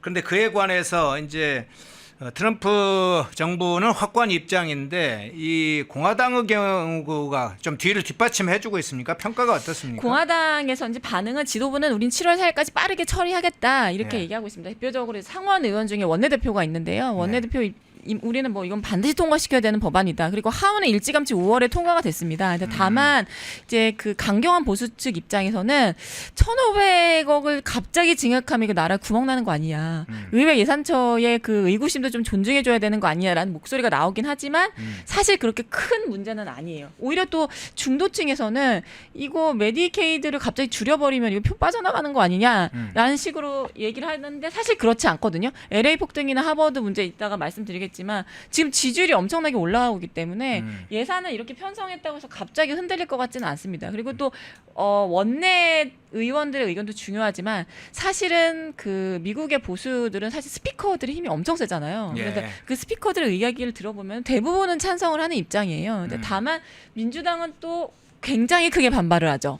뭐라고 했냐면 반대표를 모조리 다 던진 후에 이보다 더 레디컬, 그러니까 급진적이고 전혀 현실 감각이 없는 예산안은 처음이다. 이렇게 얘기를 합니다. 근데 민주당에서 이렇게 반응을 하는 것만 봐도 보수 내에서는 결국에 반대한다는 게 민주당 반응하고 이제 결을 같이 한다는 거잖아요. 네. 그래서 소수의 이제 미세 조정이 필요하다는 의견은 있지만 중론은 합의를 하고 있다고 보입니다. 그래서 뭐 그 원내대표, 그러니까 론 존슨 상원 의원도 그렇고 지금 원내대표 존 트론인가요? 존 트론 상원 원내대표도 그랬고 우리는 7월 4일까지 반드시 처리하겠다는 의지를 피력하고 있기 때문에 별 문제가 없으면 미세 조정은 있을 수 있겠습니다만 큰 문제가 없으면은 다음 달 4일은 통과되지 않을까 이렇게 보고 있습니다. 예. 자, 메가 법안 관련해서 흐름을 한번 살펴봤고요. 마지막으로 이 주제 한번 좀 살펴보죠. 하버드 문제 있잖아요. 반유대인 관련된 문제나 LA 폭동 문제와 관련해서도 계속 미국 내에서 중요 문제로 특히 트럼프 대통령이 상당히 이 문제에 대해서 중요하게 힘을 실어서 문제 해결에 전격적으로 나서기도 했는데 지금 이제 동양 상황은 어떻게 보도되고 있습니까? 지금 이제 하버드에 대해서 22억 달러 뭐 지원을 중단하겠다, 동결시켜버리겠다 이런 예. 얘기 나오고 또 시진핑한테도 그런 얘기 했잖아요. 자녀가 혹시 미국 대학 다니지 않냐. 예. 그런 게 이제 비자 연장을 받아야 되는 학생들 입장에서는 비자가 안 나온다, 혹은 비자가 연장이 안 된다. 굉장히 리스크가 크거든요. 대학을 졸업을 못할 수가 있어요. 근데 이렇게 하게 된 배경은 이제 말씀해주셨지만 반이스라엘주의. 그다음에 반미주의 뭐 이런 운동, 그다음에 CCP로 추정되는 학생들이 굉장히 많이 시위를 하지 않았습니까? 가장 중요한 거 스템이라고 하는 그 과학, 기술 그리고 엔지니어링, 그다음에 수학 분야 같이 국가의 기간 산업을 다룬 이런 학문들에 있어서 기술 계속 빼가고 있다는 의혹이 있었어요. 사실 그런 것 때문에 하버드가 지금 거의 좌경화되어 있는 그런 온상이다 이런 비판을 받고 있는 와중에 칼을 빼어든 것이거든요. 그래서 일단 이것에 대해서는 그 하버드가 입장을 좀 변경하는 것으로, 그러니까 결국엔 트럼프가 이긴 거죠. 예. 예. 트럼프가 우리 비자 내주지 않겠다, 자금 주지 않겠다고 하니까 하버드도, 그 명성이 높은 하버드도 얘기가 속 들어갑니다. 그래서 제재를 할 것으로 보이고, 지금 하버드가 어떤 식으로 제재하겠다, 그러니까 자체적으로 어떤 식으로 필터링하겠다는 얘기는 없습니다. 그런데 이 지금 22억 달러 동결시켜버리겠다, 비자 내주지 않겠다 그러면 결국에는 하버드 손실로 이어지거든요. 예. 중국 학생들이 기부를 많이 하고 돈을 많이 가지고 온다고 하더라도 그 학생들이 학교를 못 다니면 다 결국엔 하버드 손실로 이어지니까요. 그래서 이런 그 반이스라엘, 반정부주의적인 그 움직임은 좀 사그라들 걸로 보이고요. 눈에 띄는 것은 LA 문제가 지금 깔끔하게 정리가 됐습니다. 그래서 뭐 이거 우리나라 국내 보도 보면 뭐 트럼프 거의 악마화하고 뭐 네. 일반 시민들을 뭐 떼줄고음을 당하고 뭐 한국이 5.18이냐, 뭐 트럼프 대통령 내려오는 거냐, 뭐 탄핵 당하냐 얘기가 맞는데 지금은 이제 연방군 해체가 됐고요. 네. LA 시장도 이제 지금 이제 통금이 약간 있었던 모양이에요. 통금도 해제하고 자유롭게 다닐 수 있는 분위기라고 합니다. 그래서 거의 뭐 불체자들은 다 아웃시켰고 평정이 됐는데, 재밌는 것은 지금 어쨌든 대통령에 대한 그 지지율이라는 건 무시를 못 하잖아요. 예. 근데 미국 내에서 아주 전통적으로 리서치를 하고 있는 라스무센이라는 그 라스무슨 리포트가 있습니다. 재밌는 것이 LA 폭동 직후예요. 하버드 이슈나 LA 폭동, 사실 동부 끝, 서부 끝에서 일어난 일이잖아요. 이거를 완전히 제압을 하고 나서 라스무센이 리포트를, 그러니까 그 리서치를 돌리니까 뭐라고 대답이 했냐면, 공화당의 71%는 적극 지지한다. 민주당 쪽에서도 31%인데 민주당에서 31%가 나온 적이 없거든요. 더 대단한 건 질문이 이래요. 지금 미국이란 나라가 올바른 방향으로 가고 있습니까? 라는 질문을 항상 하거든요. 그것에 대해서 50%를 넘긴 게 2007년 이후로 거의 20년 만에 처음입니다. 그렇게 이제 절대적인 지지를 받고 있고 LA 불법 이민자 문제를 정리한 것이 뭐 언론 보도를 통해서는 상당히 많은 시민들이 반발하고 있다고 나오고 있지만 절대 그렇지 않다. 여론 조사에서는 아주 강력한 지지를 받고 있다. 이렇게 볼 수 있겠습니다. 예. 하버드 문제와 LA 폭동 문제, 어느새 LA 폭동 문제가 국제 뉴스였는데 지금은 언제 저렇게 조용해졌나 하고 사라져버렸네 뉴스에. 네. 그 상황도 살펴봤습니다. 예, 김지미 변호사님이었습니다. 고맙습니다. 고맙습니다. 펜앤마이크와 광동이 함께 준비한 광동 루테인 밀크 시슬 혈행 개선, 노화로 인한 눈 건강. 구독, 좋아요. 자, 지금부터 경제 소식도 좀 알아보겠습니다. 대한민국 증시가 요즘 막 팍팍 뜨고 있는데요. 분위기 잘 나가는 것 같지만 그런데 왠지 좀 찜찜하고 불안불안하지 않으십니까? 이유가 다 있습니다. 그 자세한 내용 경제 전문가인 문서진 경제평론가와 함께 알아보도록 하겠습니다. 평론가님 어서 오십시오. 네, 안녕하십니까. 자, 우리 증시가 진짜 3,100을 뚫었습니다. 어제 3,100 뚫고 오늘도 빠지는 거 아니야라고 봤는데 그 이상으로 또 올라가더라고요. 네. 그렇게 계속 올라가는 거 보니까 이거는 괜찮은 것 같은데 그런데 이 MSCI라는 거, 이 네. 선진국 지수에 이제 편입이 될 수 있는 그런 상황인데 이게 불발이 됐다고 그러더라고요. 네네. 먼저 이 MSCI 선진국 지수라는 게 뭔지 좀 설명 좀 부탁드릴게요. 이제 글로벌 주요 이제 펀드들이 예. 추종하는 벤치마크 지수라는 게 있습니다. 예. 그게 이제 대표적으로 이제 FST 지수가 있고, 예. 그다음에 이제 MSCI 지수가 있는데, 예. 그러니까 펀드를 운용하는 방식은 두 가지 방식이 있거든요. 네. 액티브가 있고 패시브가 있는데, 액티브라고 하면 그냥 펀드 매니저 개인의 능력으로 내가 사고 싶을 때 사고, 그냥 팔고 싶을 때 팔고, 요런 거를 운용하는 거고, 이제 이런 패시브 펀드라는 건 내 생각은 다 버려놓고 예. 그냥 지수만 따라갈래. 지수 정도의 수익만 따라갈래. 이렇게 추종하는 펀드들이 있는데, 실제로 시장에서 규모가 가장 큰 건 그 지수 추종 펀드들. 그러니까 인덱스 펀드 네, 말씀하시는 인덱스 거죠? 펀드죠. 예. 인덱스 펀드들 시장이 큰데 거기서 가장 추종을 많이 하는 지수가 MSCI 지수 MSCI 이 지수라고 보시면 되고요. 예. MSCI 지수에는 총 이제 세 가지 이 지수가 있는데, 시장이 이제 일단 첫 번째 아시는 것처럼 우리가 이번에 올라가려고 했었던 선진 지수, 선진 예. 시장이 있고, 그 다음에 우리가 지금 현재 포함되어 있는 신흥 시장, 그 다음에 이제 마지막에 프론티어 시장, 어허. 개발도상국들이 이제 많이 예. 편입돼 있는 이렇게 세 가지가 있습니다. 근데 이게 전체적인 운용 자금 자체가 작년 기준으로 보면 한 2조 3천 경 정도. 경이요? 2.3경이죠. 2.3경 정도의. 2.3경? 예, 조가 아니라 그러면 경. 만조. 이거 만조. 그렇죠. 조가 2만 3천 조군요. 예. 네.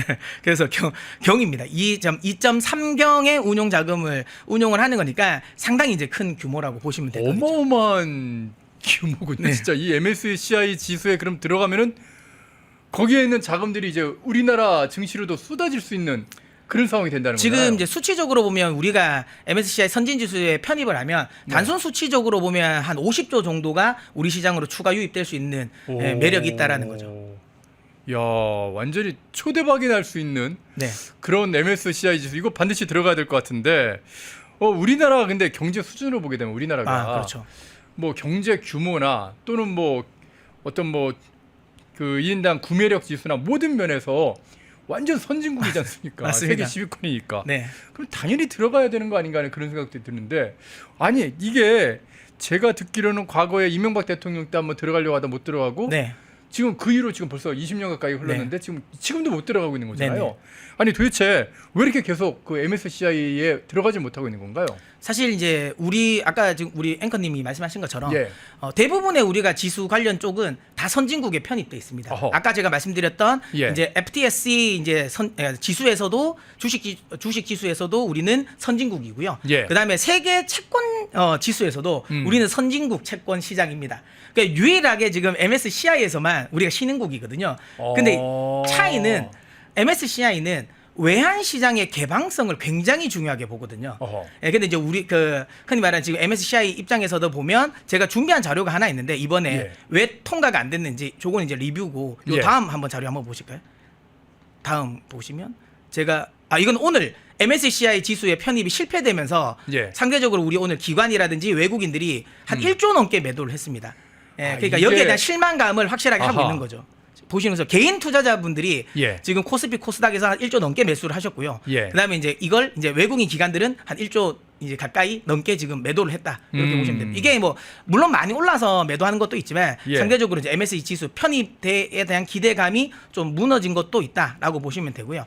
아까도 이제 이야기를 또 이어가서 예. 결국에는 지금 MSCI 같은 경우는 지수 편입에 아까 말씀드린 이 환율이 굉장히 중요하다고 그랬잖아요. 예, 예. 이명박 정부 당시에도 저는 개인적으로 이명박 정부 당시에 리만 사태만 아니었다면 아하. 예, 제가 보기에는 그때 편입됐을 것 같아요. 어허. 왜냐하면 그때 당시 그러니까 이 MSCI에서 원했던 부분을 이명박 정부는 거의 대부분은 완화해주고 규제에 맞췄어요. 어허. 근데 딱 하나, 그러니까 우리는 그러니까 외환 시장은 역내 시장이 있고 네. 역외 시장이 있거든요. 예. 근데 이제 역내 시장은 우리나라 원화를 거래하려면 네네네. 우리나라에서 거래를 해. 이게 역내 시장이에요. 근데 우리는 역내 시장은 그때 당시 열어줬어요. 예. 외국인들이 와서 역내 시장에서는 언제든지 거래해도 돼라는 건데 외국인들은 그걸 싫어합니다.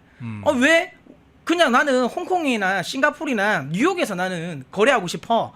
그게 훨씬 더 크거든요. 그러니까 예. 역외 시장을 열어달라는 건데 그때 당시 원래 이명박 정부에서도 열어주려고 했었어요. 처음에는. 근데 아시는 것처럼 그때 리만 사태가 터지면서 어허. 외환 시장이 워낙 변동성이 커진 거예요. 그러니까 다 전 세계 막 증시 다 폭락하고 그렇죠. 난리가 나니까 그걸 방어하기 위해서 네. 시장의 폐쇄성을 좀 강화할 수밖에 네, 없는. 그때는 아하. 그러니까 역내 시장은 우리가 열어주는데 예, 예. 역외 시장은 못 열어주겠다 한 거예요. 근데 그게 발목이 잡혀서 지금 안 되는데 이번에도 지금 선진국 지수 편입에서 관찰국에서 탈락시킨 이유 중에 하나가 여전히 역외 시장이 개방되지 않았다라는 아직도 부분. 그렇군요. 예, 아직도 저희는 역외 시장은 선물 시장만 열려 있고요. 현물 시장은 안 열려 있거든요. 그래서 야 역외 시장 또 열어라라는 부분. 또 하나는 저는 개인적인 생각은 이것도 있는데 중요한 건 아시는 것처럼 우리는 지금 미 재무부의 환율 조작국으로 지금 맞습니다. 지정돼 예, 있거든요. 근데 이제 아무리 MSCI 지수 자체가 모건에서 지금 이 지수를 매기는 거거든요. 예. 결국은 미국 재무부가 환율 조작국으로 지정한 국가를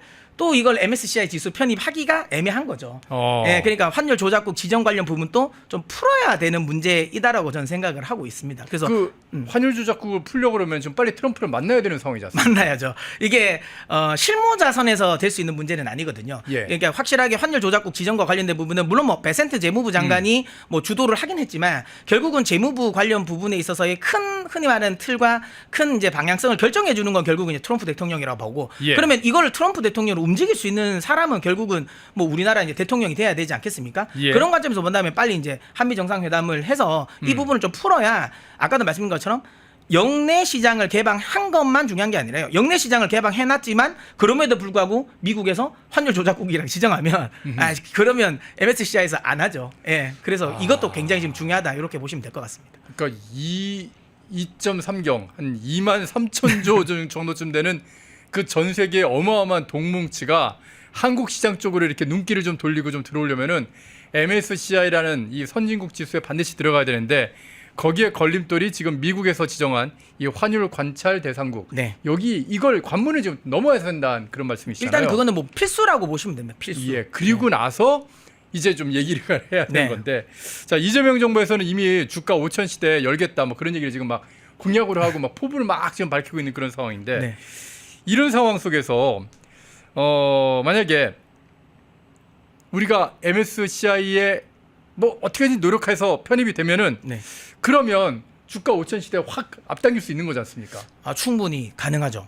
그렇다면 네. 예, 우리 정부가 지금 당장 해야 될 노력 좀 어떤 게 있다고 생각하시는지요? 일단 뭐 많은 것들이 분명히 있습니다. 예. 많은 것들이 있고 저는 개인적으로 생각은 일단은 기본적으로 뭐 한미 정상회담이 일단 필수입니다. 예. 필수라고 생각하시면 될 것 같고요. 예. 아까도 말씀드린 것처럼 지금 현재 우리는 뭐 우리나라뿐만 아니지만 글로벌적으로 지금 미국과의 관세 협상을 하고 있지 않습니까? 예, 예. 이제 이거 7월 이제 8일이면 이제 관세 협상이 종료되는데 그렇죠. 물론 제가 보기에 그 특별한 나라들이 추가적으로 뭔가 협상국이 나오진 않았어요. 그러면 제가 보기에 이거 연장은 할 것 같거든요. 아. 연장은 할 것 같은데 어쨌든 환율 이 관세 관련 협상을 일단은 잘 해야 됩니다. 예. 일단 이것부터 잘해야 되는데 이건 역시도 일단 기본적으로 우리 정부가 나서야 되는 부분이고요.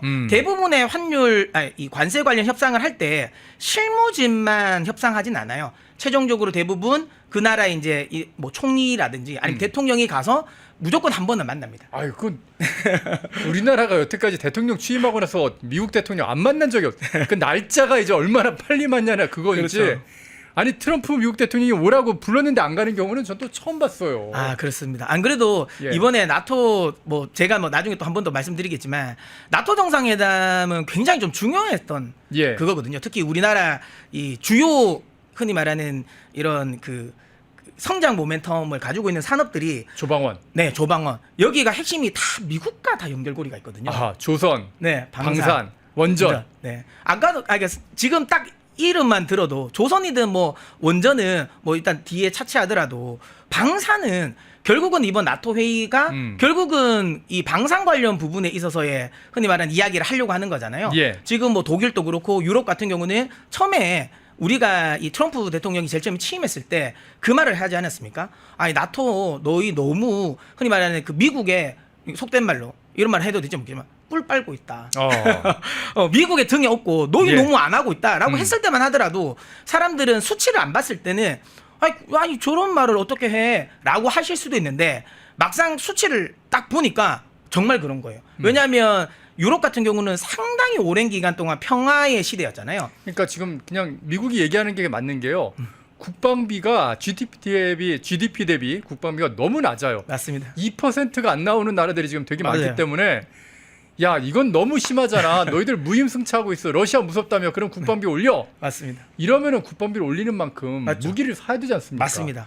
그러니까 우리는 지금 무기를 그만큼 팔 수 있는 시장이 지금 나토에 열렸는데 그걸 이재명 대통령이 안 가겠다는 겁니다. 네.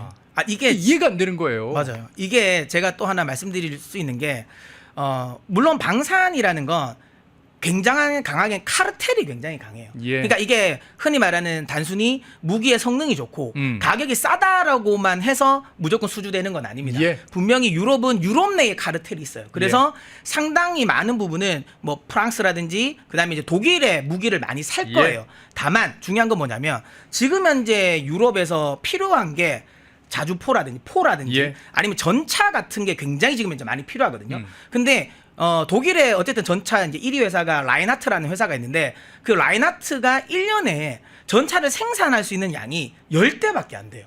아, 그거 레오파트를 그거밖에 못 만들어요? 왜냐하면 아까도 말씀드린 것처럼 유럽은 평화의 시대였어요.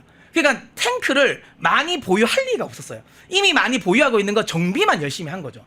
그러니까 수출할 것도 별 게 없었던 거예요. 너무 또 비싸기도 하고. 근데 지금은 이제 아시는 것처럼 러시아는 지금 많은 이제 보고서를 통해서 보면 3년이나 4년 안에 다시 유럽을 침공할 거라고 보고 있는 데가 많습니다. 예. 왜냐하면 우리가 제일 처음에 러시아 같은 경우가 뭐 아시는 것처럼 그 제일 처음에 크림반도를 먹었을 때 예.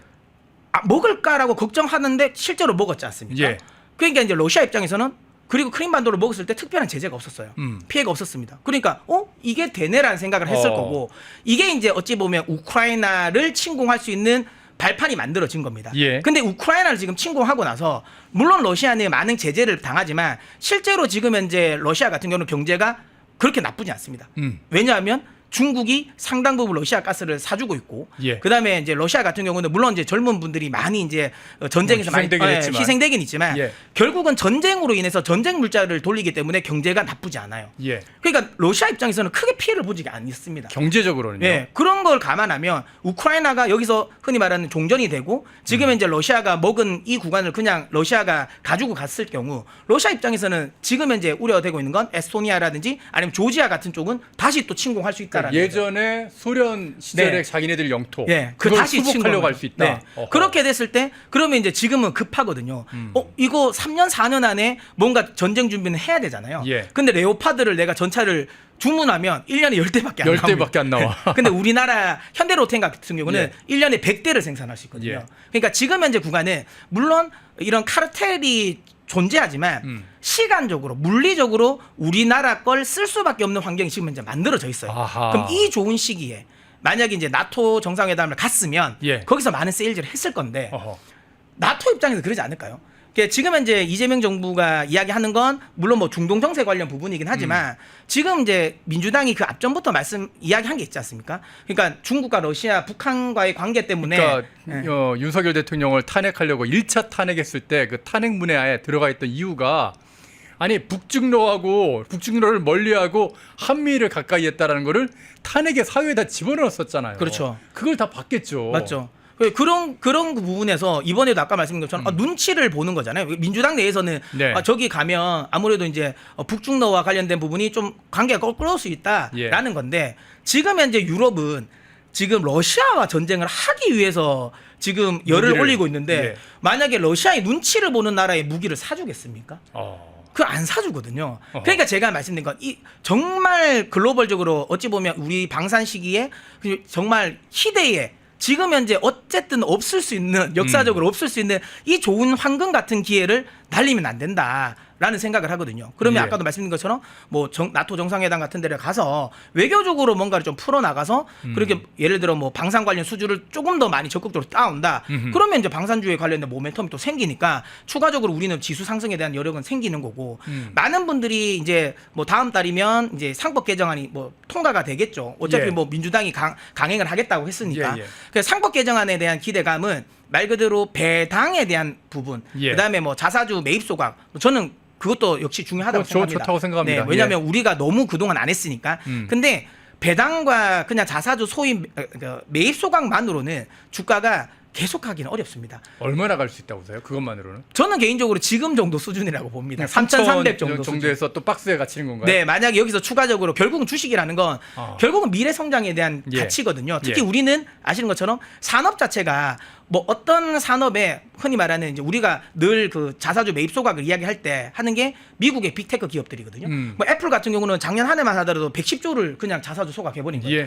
예. 본인들이 한 해 번 돈을 다 자사주 매입 소각하거든요.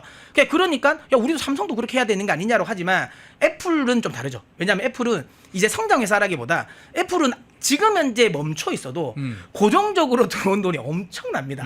그러니까 아시는 것처럼 이 우리는 스마트폰은 이제는 그냥 필수품이 돼버렸잖아요. 예. 그냥 말 그대로 이제 코카콜라가 된 거예요. 성장 또 성장이지만 기본적으로 본인들이 성장을 추가적으로 안 하더라도 계속 막대한 돈이 들어오기 때문에 주가를 부양시키기 위해서 번 돈을 다 매입 소각을 해도 되지만 그럼 자기네들 주식 가치가 계속 올라가니까 가능합니다. 근데 삼성전자는 아시는 것처럼 반도체에 투자는 늦추면 안 돼요. 그렇죠. 내가 만약에 발전해야죠. 그렇죠. 여기서 만약에 매입 소각을 다 해버리면 그 돈을 다 해버리면 뭐 M&A도 안 될 거고 반도체 투자도 안 되거든요. 그렇기 때문에 이걸 단순히 미국과 비교하는 건 좀 제가 보기엔 좀 어려움, 조금 어폐가 있다라고 생각하고요.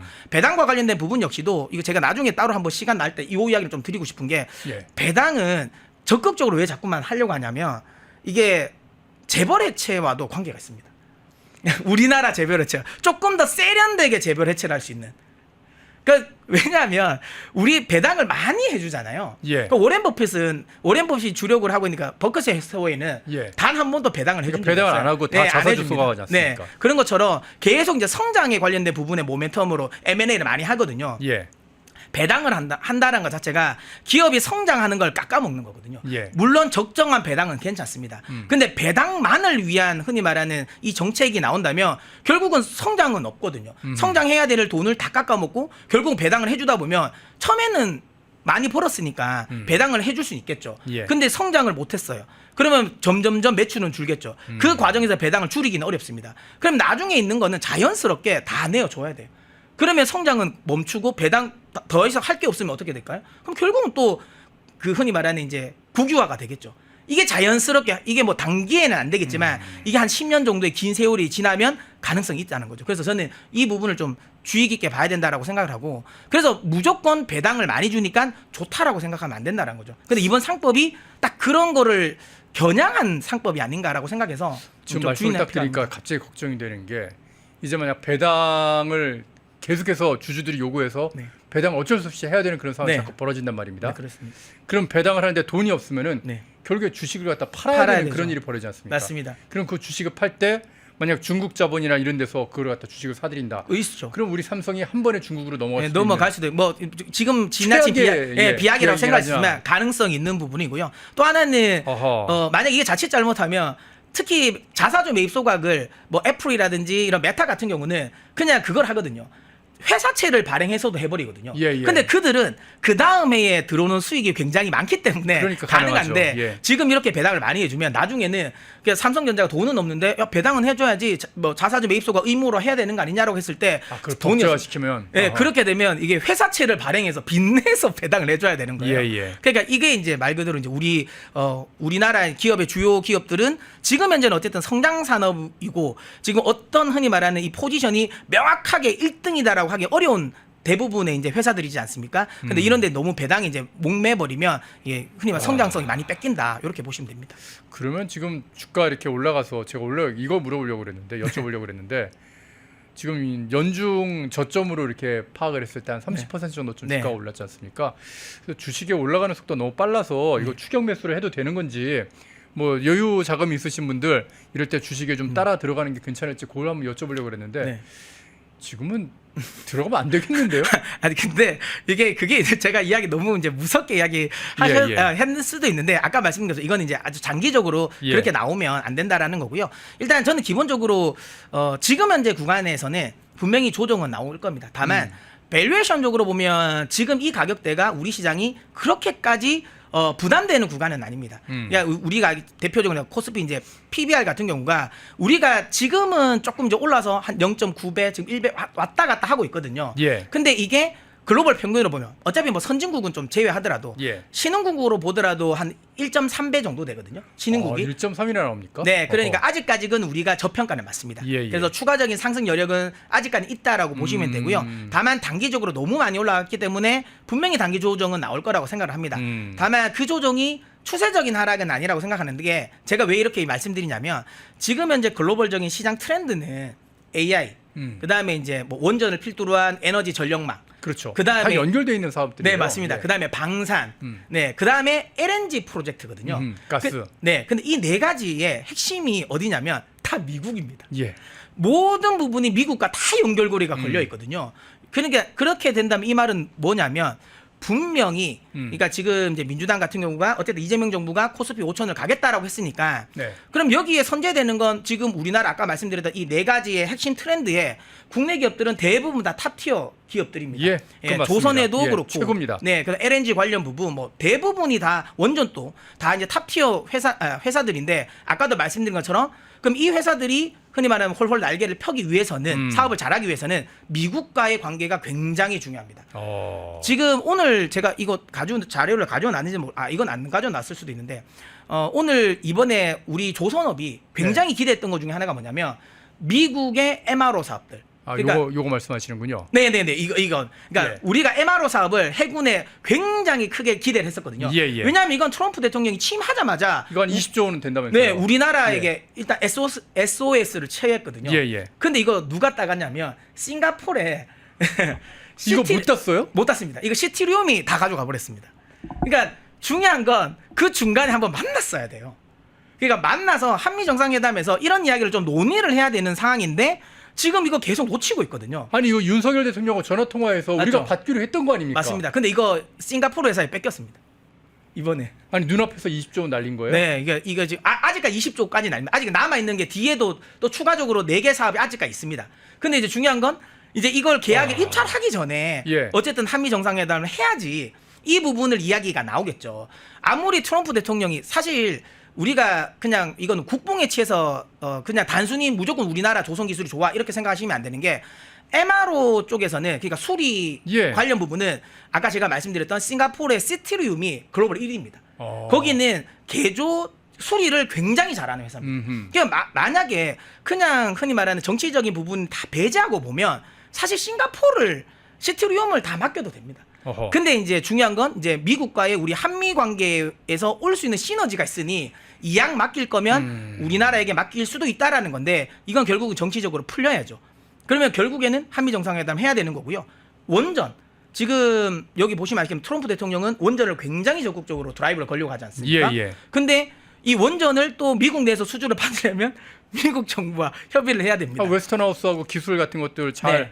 어떤 협약해서 이번에 체코에도 원전 파는 것도 얼마나 맞죠. 걸림돌이 많았습니까? 맞습니다. 그래서 결국은 미국 내에서 원전 사업을 하기 위해서는 미국 정부와의 협의가 잘 돼야 되는데 예. 근데 지금 우리나라 같은 경우는 물론 뭐 탈원전은 아니더라고 하지만 또 사실상 또 흔히 말하면 또 적극적 육성은 또 안 해주고 있단 말이죠. 그러니까 이런 부분도 사실 정부가 좀 풀어내가야 되는 부분이라고 보시면 되고요.